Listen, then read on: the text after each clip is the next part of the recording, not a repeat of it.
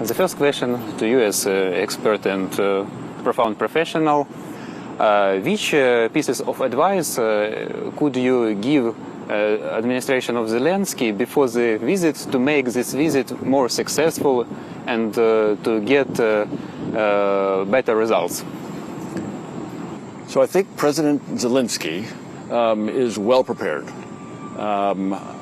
He probably doesn't need advice from me because he's been thinking about this interview, this meeting, for more than a year, as we know. And I believe that the meeting can be very successful. I think both presidents have things to offer each other.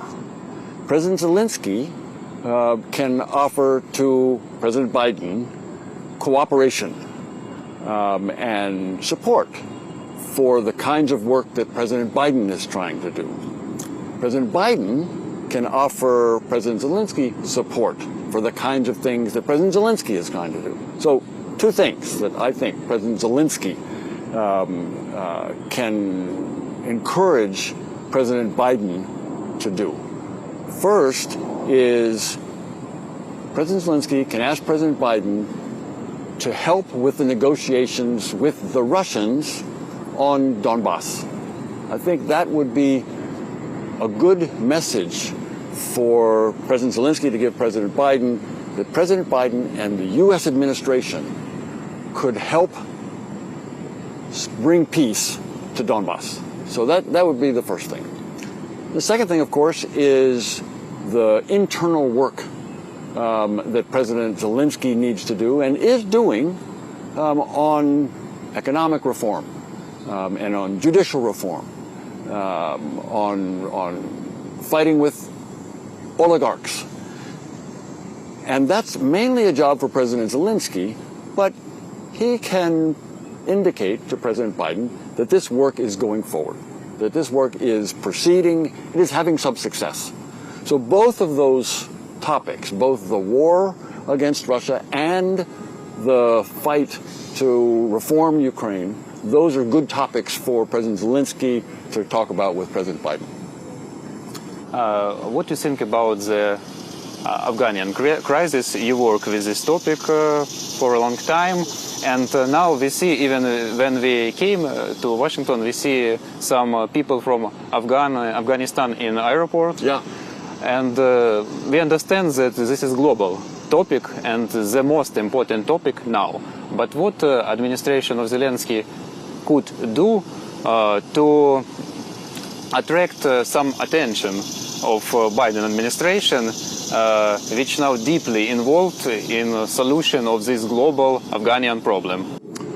So I think Ukraine and the government of President Zelensky is already helping President Biden and the American administration with this problem, with this challenge of bringing Afghan nationals, in particular Afghan people who worked with Americans in Afghanistan. We're trying very hard to bring those Afghans out of Kabul to the United States, some here in the Washington area, some to other countries, and I believe that Ukraine has already offered to accept and welcome some of the Afghans into Ukraine. That's a contribution that Ukraine can make, that Germany can make, that France can make, that the United Kingdom can make, that countries around the world, in particular those who participated in this fight in Afghanistan for all these years, these countries can help now bring out the Afghans that were with them in that fight, that were working with us. And so I think President Zelensky and the Ukrainian administration is already helping with that problem. And I believe the U.S. government is very appreciative of that support. What do you think about the new ambassador of USA to Ukraine? Who could be this man or woman, and which task he or she have to solve, and which quality have to have this person?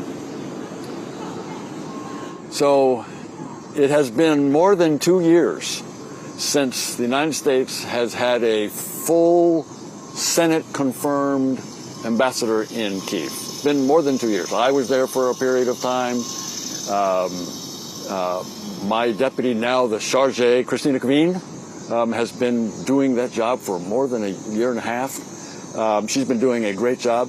It is important to have a U.S. ambassador, a full, confirmed U.S. ambassador in Kyiv. And so your question's a very good one. What I do know is that the administration, the Biden administration, has chosen someone to be that ambassador. What I don't know is what his or her name is yet. I know that there's been a decision, and I know that they're working on all of the paperwork and the background checks and the administrative steps that have to be taken before they can even announce the name. Once they announce the name, of course, then that name goes to our Senate. And the Senate has to have a hearing, and it takes some time. Your question's a very good one. Who will that one be? Who will that person be? I am very sure that the person that they have selected, and they have selected a person, will be very well qualified, will have the confidence of the President, will have the confidence of the Secretary of State, will have the full backing of the U.S. government in all that he or she does while he or she is in Kyiv. And you asked about what tasks will that person have? That person has the important task of making the connection between the U.S. government and the Ukrainian government closer and closer. He or she has to take the messages from the Ukrainian government in Kyiv, make it understandable for Washington, send that message back to Washington, and then he or she takes the message from Washington and sits down and works with the government in Kyiv. So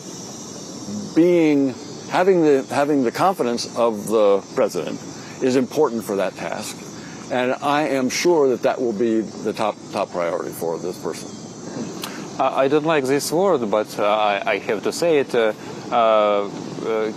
Could Ukraine expect on a restart in some relationship? I cannot say that the relationships between Ukraine and the US was bad. Absolutely not. Institutions have a strong connection, cooperation, contacts. But we all know this not good situation which was with former ambassador of United States in Ukraine. Some figures of former administration were involved in these things. Could Ukraine expect on some changes, some more positive atmosphere? I think yes. And in particular, I think there's a specific way that those relations can be better and broader and even more important.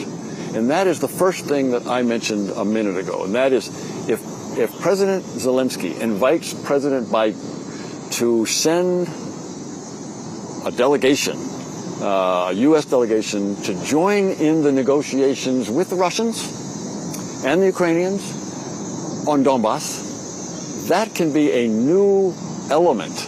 That can be a new chapter in U.S.-Ukrainian relations. If the United States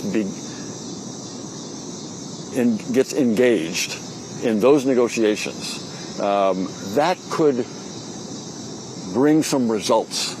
As we know, there have been the Normandy format and the Minsk group conversations and the trilateral contact group and all of these negotiations for 7 going on 8 years with no success. Maybe if the United States joins that discussion, joins the Normandy format, or maybe a new format, maybe if the United States gets engaged directly with Ukraine and in negotiations with the Russians, maybe they can make some progress.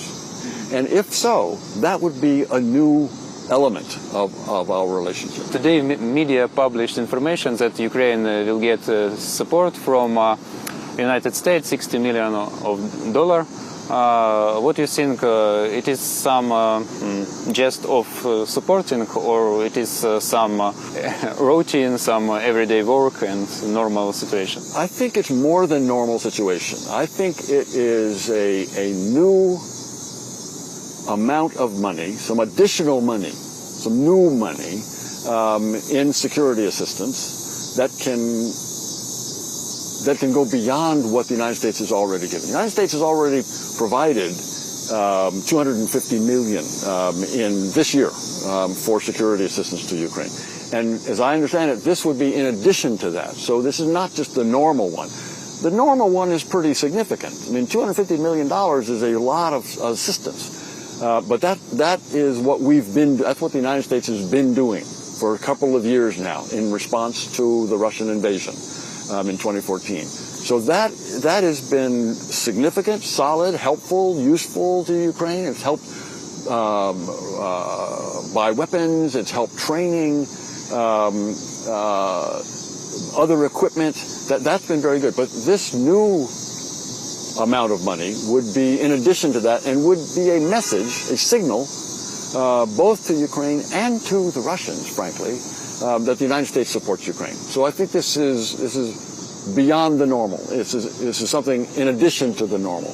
I have read several of your articles which you wrote several years ago when Zelenskyy was elected, and you was more or less positive about this election, despite the criticism of some politicians.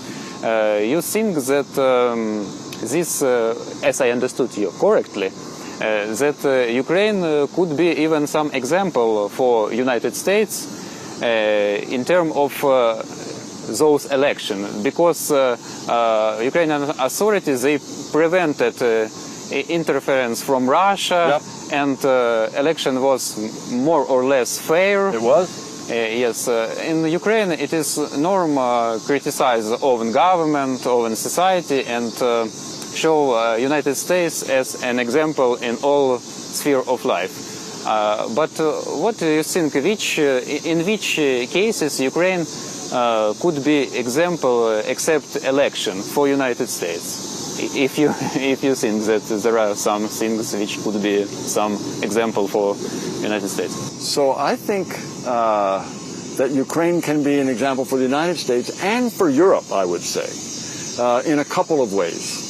I mean, you have mentioned the elections, but beyond elections, Ukrainian civil society, and so Ukrainian organizations that represent many people in different forms of society, different parts of society, whether it be journalists, whether it be service providers, whether it be kind of what we call watchdog organizations that keep their eye on the government to be sure the government is doing a good job. Civil society in Ukraine is, I don't have to tell you, it's very strong, and it's an example for the United States. It's an example for Europe, and it's a demonstration of the power of people, both in the Orange Revolution back in 2004, as well as the Revolution of Dignity in 2014. Here's civil society in the face of government power, standing up for principles, standing up for democracy, standing up for free elections, standing up against corruption. This is at some risk to themselves. So that showed strength, that showed commitment, that showed a devotion to principles, democratic principles, that people in the United States should and did recognize. People in Europe should and did recognize the example that the Ukrainians have given. The election is a good point.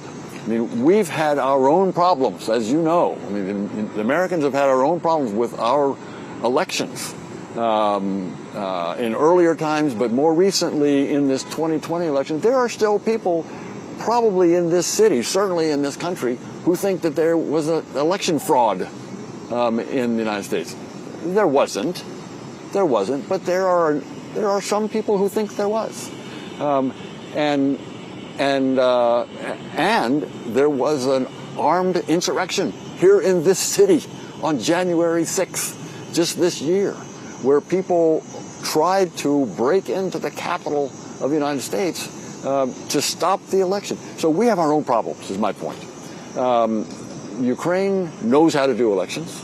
Ukraine has had free and fair elections all along. Sometimes you elect people like President Zelenskyy, sometimes you elect people like President Yanukovych, sometimes like President Poroshenko, sometimes like Yushchenko. But they're by and large, not including, of course, 2004, Orange Revolution, but by and large, free and fair elections. So this is a good example that Ukraine sets. And after these 2 years of new administration, we can make some conclusion. You can make some conclusion. What your conclusion? You see some positive changes, or maybe you see that your prognosis are not was not correct. Which result of these 2 years in general for Ukraine?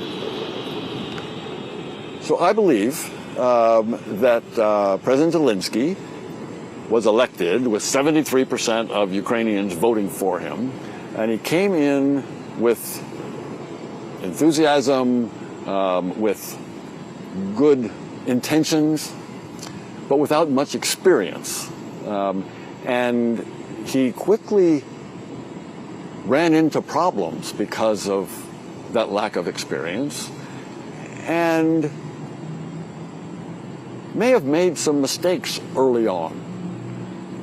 One mistake, for example, he may have thought that in order to get peace in Donbas, he may have thought that in order to get the Russians out of Donetsk and Luhansk, that he could just sit down and have a negotiation with President Putin. And that turned out to be wrong. It turned out that President Putin has no intention of negotiating a peace or negotiating a departure from Donbas. And so President Zelenskyy, I think, after starting to be hopeful that he could negotiate with President Putin, I think President Zelenskyy has figured out that that's not going to work. And that a better approach is to enlist the international community and to enlist the Americans, as I talked about earlier, to reinforce him, that President Zelenskyy can have President Biden by his side and having this negotiation with President Putin, that might succeed. So in the beginning, President Zelenskyy thought he could do it. It turned out that he couldn't do it. President Putin was not interested in that. But now I think President Zelenskyy has figured out that he needs some support, reinforcement, strength of the American government to help him with this negotiation. I think that maybe the same thing on reform. Maybe early on he thought that he could do reform without going after the oligarchs. I think he has demonstrated over the past several months that he has to confront corrupt oligarchs. And he's starting to do that. He's closing down TV stations. He's sanctioning people who interfered in our elections and also have damaged the Ukraine economy and society. So I think he has also learned there and is taking a stronger path. And the questions connected with Afghanistan. Now we see a lot of criticism against the West, some global West, because of this situation, especially in Russian media. they compared Ukraine with Afghanistan. I think it could be some joke because it's very different situation and it is not comparable. But what do you think in context of this situation? What should Ukraine to do? And what should to expect? And how can we stop this critic or tackle this critic? Which argument we can show to prove that these people, they are not right, especially people from pro-Russian media, but unfortunately some part of people who claimed themselves patriots, they support this accusation. I don't know. I understand, Vitaly, and it's a good question. It's a very good question. As you said, it's not a serious comparison, Afghanistan and Ukraine. Ukraine is in Europe. Ukraine has European values. Ukraine wants to be part of Europe and European institutions. Ukrainian people share the values, the democratic values, the market values, the economic institutional values, the financial values, democratic values that Europeans have and that the Americans have. So, and that's different from Afghanistan. Afghanistan, not part of Europe. They've been independent for a long, long time. Decentralized government. Trying to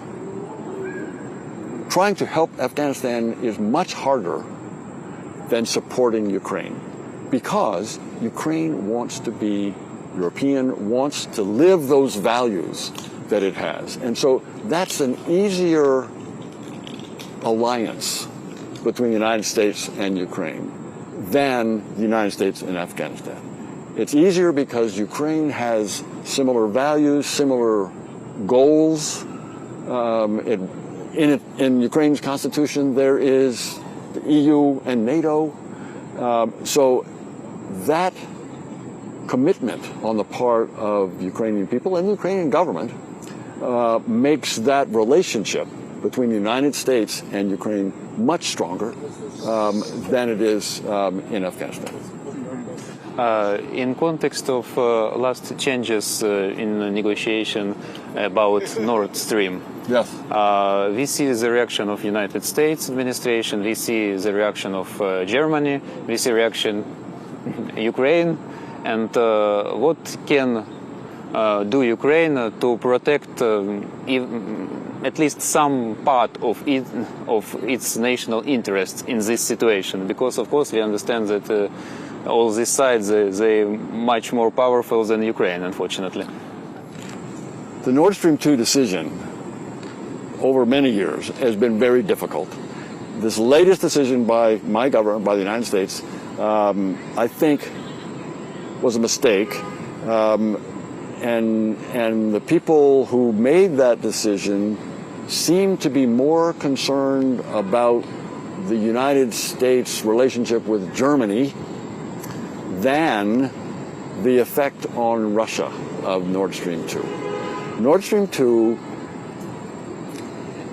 if it's ever completed, will be such a benefit to Russia, will make Russia so much stronger in Europe that we will look back on this decision as being a mistake, because we will have given the Russians leverage not just over Ukraine because of transit fees, but the Russians will have more leverage over Germany, but not just Germany, of Western Europe more broadly because of that pipeline from Russia into Germany and into the rest of Europe. So I think it's a mistake. Now, you ask what can be done. Some people have not given up. Some people have not given up on trying to stop that pipeline. It's going to be hard, but maybe it's not impossible. But what certainly can be done is to take full advantage of what the Germans offered. The Germans knew that this was going to be difficult for Ukraine. This was going to be painful. It was going to be harmful for Ukraine. And the Germans felt like they should do something for Ukraine. And so their commitments in that agreement to help Ukraine develop its own energy were good commitments, not sufficient, but were good commitments. And Ukraine and the United States should hold Germany to all of those commitments to help Ukraine in its energy field. And the last questions, you said, as I understood you correctly, that the United States are ready to be a part of Normandy format. It's a part like Germany, like France, like Russia. I understand you correctly. I hope so. This will be a topic of conversation. This will be in the conversation between President Zelenskyy and President Biden. When they have this conversation in the White House right here in a couple of days, I hope President Zelenskyy will invite President Biden to join those negotiations, to join the Normandy format. I hope, but I don't know yet, that President Biden will say yes. I hope he will say yes. I hope he will commit his administration to engage. So I hope that happens, but I don't know it's going to happen yet. We'll know when those conversations happen. Do you think Russia is ready to agree with this approach, or maybe it would be some tough refuse from Russia? Maybe. Maybe. The Russians have been ambiguous about this topic. Right after the Putin-Biden summit in Geneva in June, President Biden said something about these negotiations, about the Donbas and Minsk agreements, but also President Putin said something about these negotiations and the possibility, President Putin raised the possibility that the Americans might join. Now, President Putin might want the Americans to put pressure on the Ukrainians to live up to the Minsk agreements. The Americans are not going to do that. The Americans are not going to do that. The Americans, we realize that the Minsk agreements are one-sided. The Minsk agreements favor Russia and disfavor Ukraine. So if President Biden agrees to join these negotiations, he's going to join to support Ukraine against the Russians. So I think that it's a good question about what the Russian reaction will be. But the Russians are willing to have negotiations with the Americans. We'll see if they can do it on this topic. And maybe Russians, they expect some concessions from Ukraine to agree involve United States in these negotiations. Which concessions could be not so painful for Ukraine in this negotiation? Not critical. I think that there are some steps that Ukrainians could take that would address some of the Russian concerns. Some steps are already, the Ukrainian government is already taking. The whole process of decentralization, of allowing local governments to make local decisions on infrastructure, on where to build schools, on which bridges to repair, on where the roads should go, on how to raise taxes in the local area, how to spend the tax money that's raised in these local taxes. That decentralization that the Ukrainian government has been going forward with for several years, my evaluation is that's pretty successful. And if that decentralization addresses some of the concerns that the Russians have, then that might be that they could accept some proposals along those lines. Mm-hmm.